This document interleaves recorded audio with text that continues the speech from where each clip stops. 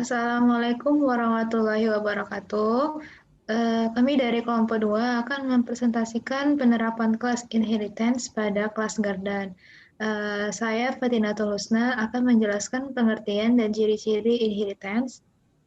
Saya Hasujana akan menjelaskan penggunaan inheritance dan output. Saya Sri Pujasuti akan menjelaskan penerapan inheritance pada kelas Garden. Saya Nasita Azima akan menjelaskan kode program.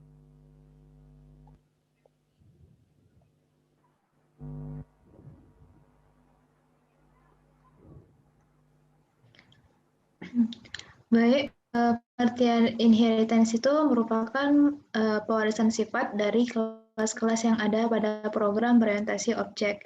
Nah, inheritance ini mewariskan seperti properti, metode, atau data-data yang dimiliki oleh kelas. Selanjutnya ada ciri-ciri inheritance.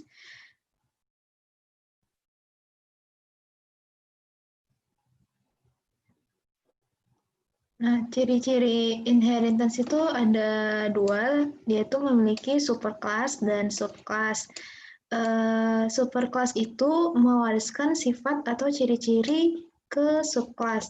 Nah, jadi subclass itu merupakan penurunan secara hierarki. Jadi semakin ke bawah maka semakin penurunan itu semakin detail. Contohnya itu kita bisa ambil seperti dari kelas binatang. Jadi binatang ini berperan sebagai superkelas, nah sedangkan subkelasnya itu bisa anjing atau kucing atau jenis-jenis binatang yang lainnya.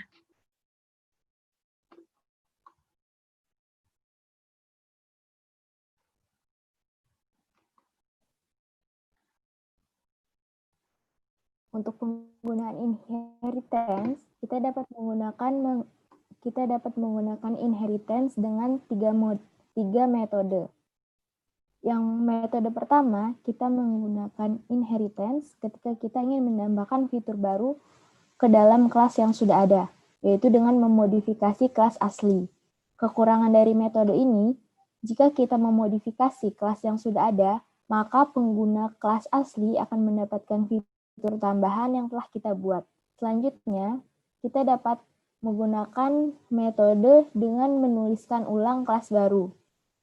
Fitur yang dibutuhkan oleh kelas baru yang terdapat di kelas lama kita akan tuliskan kembali ke kelas baru dan menambahkan fitur yang dibutuhkan. Kekurangan dari metode ini karena menuliskan kode yang sama dengan di kelas sebelumnya, maka akan menggunakan waktu dan tempat yang lebih banyak.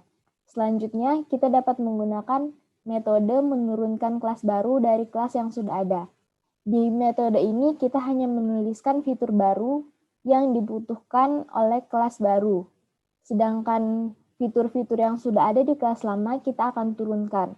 Fitur dari kelas asal diwariskan ke kelas baru. Metode ini akan lebih hemat waktu dan tempat karena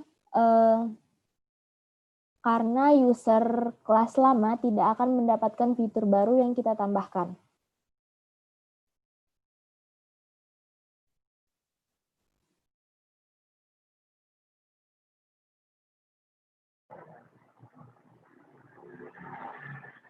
Selanjutnya, penerapan inheritance pada program Garden.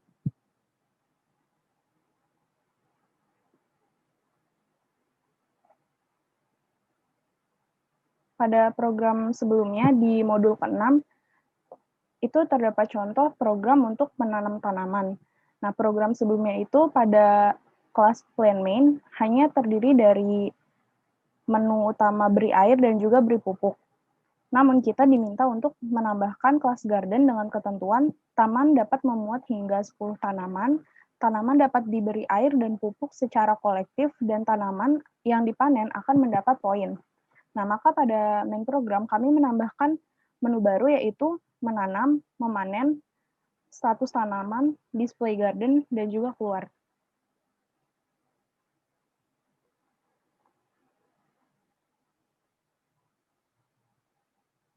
Nah, berikut ini adalah class plan. Class plan ini terdiri dari constructor. Kemudian metode beri air, metode beri pupuk, metode cek kondisi tumbuh, metode display plan, metode get status tumbuh teks, dan juga metode get status tumbuh. Ketika kita memilih menu beri air dan juga beri pupuk, maka pada program akan menjalankan cek kondisi tumbuh.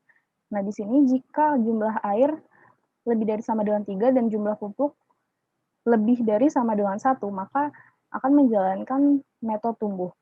Kemudian kita akan mendapatkan status tumbuh, yaitu benih, tunas, tanaman kecil, tanaman dewasa, dan juga tanaman berbunga.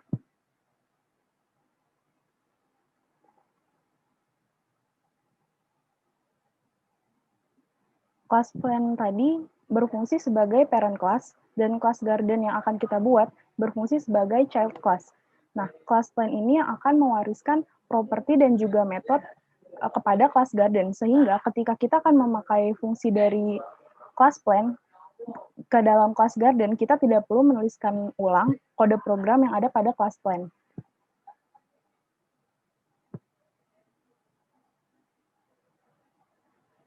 Nah, berikut ini adalah class garden yang merupakan turunan dari class plan. Di sini inheritance-nya itu digunakan pada fungsi beri air dan juga beri pupuk. Kita tidak bisa memanggil fungsi beri air dan juga beri pupuk secara langsung, namun kita harus membuat objek baru, yaitu dengan cara menuliskan plan P sama dengan new plan. Kemudian untuk memanggil fungsi beri air dan beri pupuk dari kelas sebelumnya, kita akan memanggilnya dengan menuliskan P dot fungsi yang akan digunakan.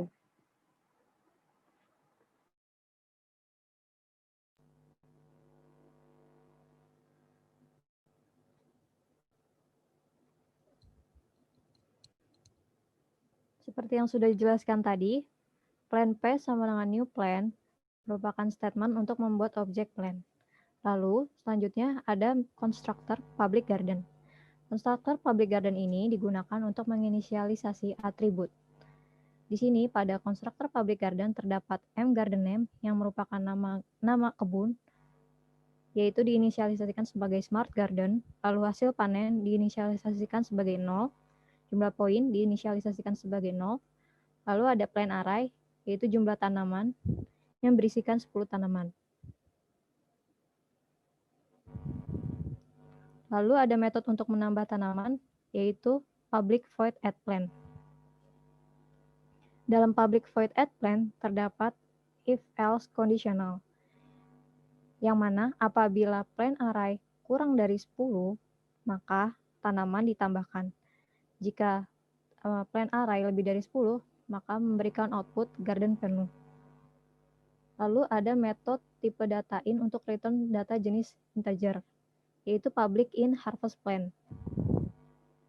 Di dalam metode ini terdapat if-else conditional juga, yang nantinya akan memberikan status tumbuh, memberikan output status tumbuh, dan mereturn jumlah poin yang bertipe integer. Lalu ada metode class parent yang berisi warisan dari metode class parent. Objek P yang tadi diberikan statement beri air dan diberikan statement beri pupuk yang nantinya akan dijalankan. Lalu yang terakhir ada public void display garden. Metode ini berfungsi untuk memberi informasi garden. Di sini merupakan tampilan utamanya, yaitu nama garden, lalu memberikan output poin hasil panen dan jumlah plan.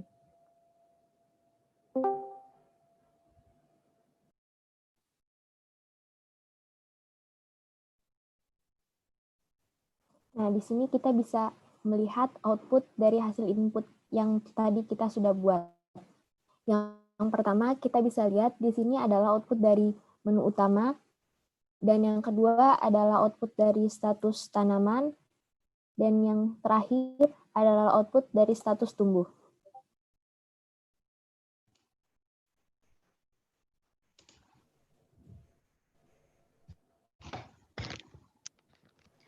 Demikianlah presentasi kami tentang penerapan inheritance pada program Garda. Apabila ada kesalahan kata, kami mohon maaf. Wabillahi taufiq wal hidayah. Assalamualaikum warahmatullahi wabarakatuh.